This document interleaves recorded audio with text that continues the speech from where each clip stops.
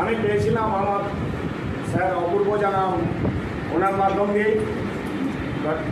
কেননা ইনি যে আমার পরিবারে যে সুখটা এনে দিয়েছে, ওনার নামটা না নিলেই হয়তো বিশাল একটা বড় ভুল হতো। একদিন আমার বাড়িতে একটা, আমি অনেকবারই বলেছি, নার্সিংহোম ছিল।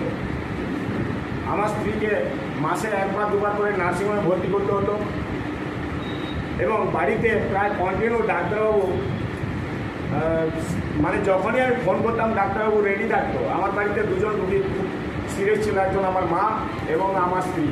উনি খালি আমাকে জিজ্ঞাসা করতেন কে, মা না ম্যাডাম, মানে সেইভাবে উনি ওষুধ নিয়ে চলে আসবেন। হ্যাঁ, এইরকম পরিস্থিতির উপরেও আমি কাটিয়েছিলাম।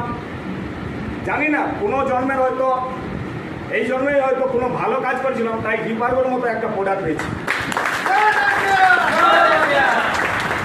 আমার স্ত্রী ছিল মাইগ্রেনের সমস্যা, ইউটাসের টিউমার, গাইনো প্রবলেম, শ্বাসকষ্ট, ফুসফুস অনেকটাই সংক্রমণ ছিল। সে জায়গা থেকে আমার স্ত্রী একটাই প্রোডাক্টে, উনি একদম সুস্থ, এখন ফিট একদম বাড়িতে। মেয়ের ছিল গাইনো প্রবলেম আর কানের সমস্যা, কানে ওই জল লেগে গেলে পুরো সাদা হয়ে যেত আর কানে একটু কম শুনত। তো ডাক্তারবাবুরা বলেছিলাম যে ওটা হতে হতে দুটো কানেই আরও পরে শুনতে পারবে না। এই পর্যায়ে হালকা একটু কম শুনতো, এখন কিন্তু ওনাকে আস্তে আস্তে করে বললেও শুনে উনি একদম সুস্থই আছে।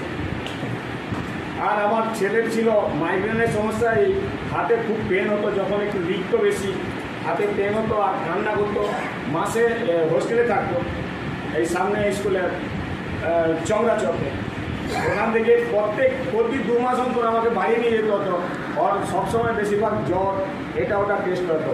আজকে 1 বছর হলো জ্বর আসারই নাম নেই আর এখন খুব সুস্থ আছে। এটা সত্যি একটা পূর্ণ করলে পাওয়া যায়। ডিপার্গো সবার ভাগ্যে জুটে না। জয় ডিপার্গো, জয় দেবকে।